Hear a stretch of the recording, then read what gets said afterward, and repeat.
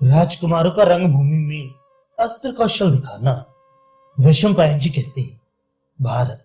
जब द्रोण ने देखा कि धृतराष्ट्र के पुत्र तथा पांडव अस्त्र विद्या की शिक्षा समाप्त कर चुके हैं, तब उन्होंने कृपाचार्य, सोमदत्त, बुद्धिमान वाहिक, गंगानंदन भीष्म, महर्षि व्यास तथा विदुर जी के निकट राजा धृतराष्ट्र से कहा, राजन, आपके कुमार अस्त्र विद्या की शिक्षा प्राप्त कर चुके हैं।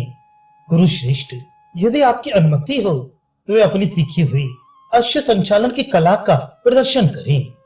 यह सुनकर महाराज धृतराष्ट्र अत्यंत प्रसन्न चित्त से बोले। धृतराष्ट्र ने कहा, धृतराष्ट्र भरद्वाज नंदन, आपने राजकुमारों को अस्त्र की शिक्षा देकर बहुत बड़ा कार्य किया है। आप कुमारों की अस्त्र शिक्षा के प्रदर्शन के लिए जब जो समय ठीक समझें, जिस स्थान पर जिस प्रकार का प्रबंध आवश्यक माने, उस तरह की तैयारी करने के लिए स्वयं ही मुझे आज्ञा दें। आज मैं नेत्रहीन होने के कारण दुखी होकर जिनके पास आंखें हैं, उन मनुष्यों के सुख और सौभाग्य को पाने के लिए तरस रहा हूं, क्योंकि वे अस्त्र कौशल का प्रदर्शन करने के लिए भांति भांति के पराक्रम करने वाले मेरे पुत्रों को देखेंगे।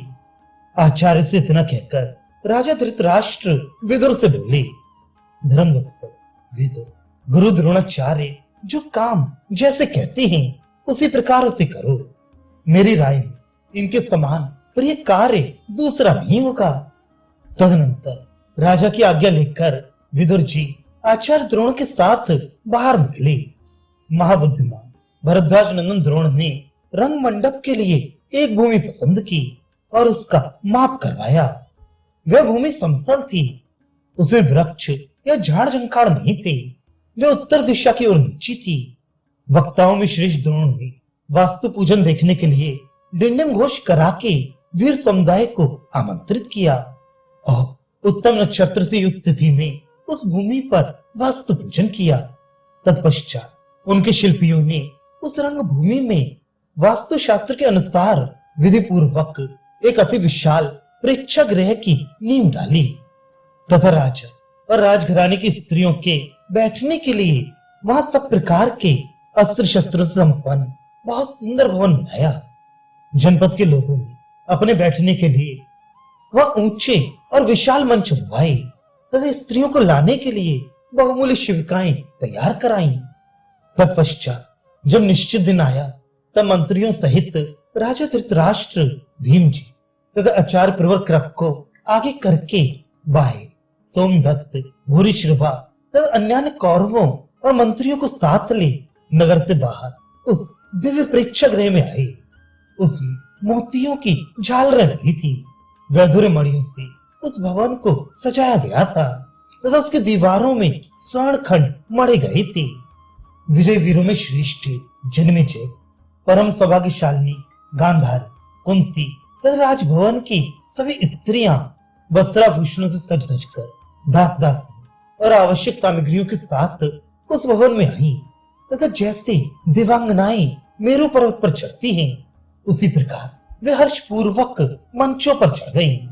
ब्राह्मण, क्षत्रिय आदि चारों वर्णों के लोग कुमारों का अस्त्र कौशल देखने की इच्छा से तुरंत नगर से निकल कर आ गए। क्षण भर में वहां विशाल जन समुदाय एकत्र हो गया।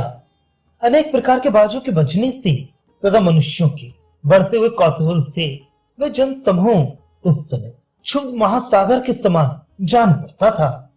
तदनंतर श्वेत वस्त्र और श्वेत यज्ञोपवीत धारण किए आचार्य द्रोण ने अपने पुत्र अश्वत्थामा के साथ रंगभूमि में प्रवेश किया।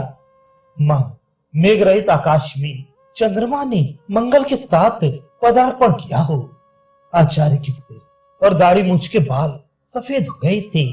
वे श्वेत पुष्पों की माला और श्वेत चंदन से सुशोभित हो रहे थे। बलवानों में श्रेष्ठ द्रोण ने यथा समय देव पूजा की और श्रेष्ठ मंत्र वेदता ब्राह्मणों से मंगल पाठ करवाया। उस समय राजा धृतराष्ट्र ने स्वर्ण, मणि, रत्न तथा नाना प्रकार के वस्त्र आचार्य द्रोण और कृप को दक्षिणा रूप में दिए।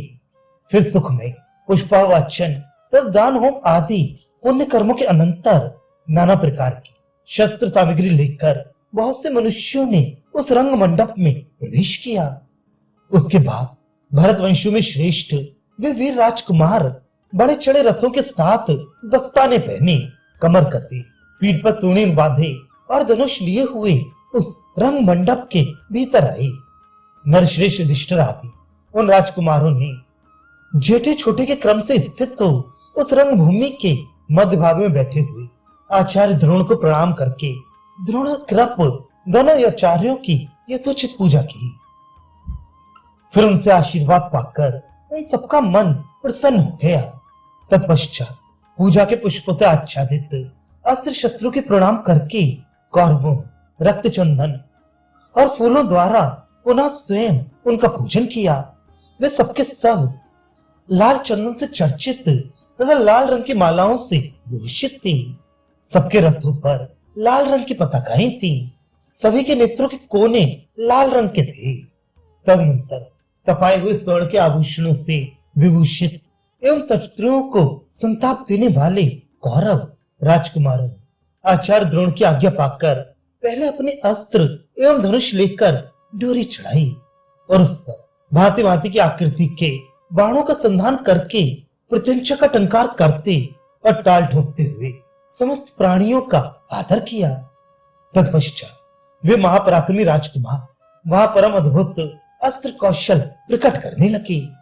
कितने ही मनुष्य बाण लग जाने के डर से अपना मस्तक झुका देते थे। दूसरे लोग अत्यंत विस्मित होकर बिना किसी भय के सब कुछ देखते थे। वे राजकुमार घोड़ों पर सवार हो अपने नाम के अक्षरों से शोभित और बड़ी फुर्ती के साथ छोड़े हुए नाना प्रकार के बाणों द्वारा शीघ्रता पूर्वक लक्ष्य भेद करने लगे। धनुष बाण लिए हुए राजकुमारों के उस समुदाय को गंधर्व नगर के समान अद्भुत देख वहां समस्त दर्शक आश्चर्यचकित हो गए। जन्मेजय सैकड़ों और हजारों की संख्या में एक एक जगह बैठे हुए लोग आश्चर्यचकित नेत्रों से दिखते हुए सहसा साधु साधु वाह वाह कहकर कोलाहल मचा देते थे। उन महाबली राजकुमारों ने पहले धनुष बाण के पैतरे दिखाए।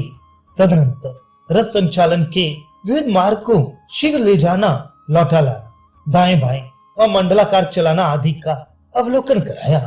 फिर कुश्ती लड़ने तथा हाथी और घोड़े की पीठ पर बैठकर युद्ध करने की चातुरी का परिचय दिया। इसके बाद वे ढाल और तलवार लेकर एक दूसरे पर प्रहार करते हुए खड़ग चलाने के शास्त्रोक्त मार्ग, ऊपर नीचे और अगल बगल में घुमाने की कला का प्रदर्शन करने लगे। उन्होंने रथ, हाथी, घोड़े और भूमि, इन सभी भूमियों पर ये युद्ध कौशल दिखाया। दर्शकों ने उन सबके ढाल तलवार के प्रयोगों को देखा। उस कला में उनकी फुर्ती, चतुरता, शोभा, स्थिरता और मुट्ठी की दृढ़ता का अवलोकन किया। तदनंतर सदा एक दूसरे को जीतने का उत्साह रखने वाले दुर्योधन और भीमसेन हाथ में गदा लिए रंगभूमि में उतरे। उस समय वे एक एक शिखर वाले दो पर्वतों की भांति शोभा पा रहे थे। वे दोनों महाबाहु कमर कसकर पुरुषार्थ दिखाने के लिए आमने सामने डटकर खड़े थे और गर्जना कर रहे थे। मान दो मतवाले गजराज किसी हथनी के लिए एक दूसरे से भिड़ना चाहते और चिंगाड़ते हैं।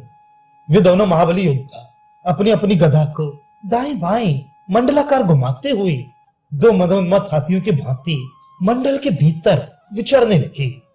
विदुर धृतराष्ट्र को और पांडव जन्नी कुंती गांधारी को उन राजकुमारों की सारी चेष्टाएं बताती जाती थी।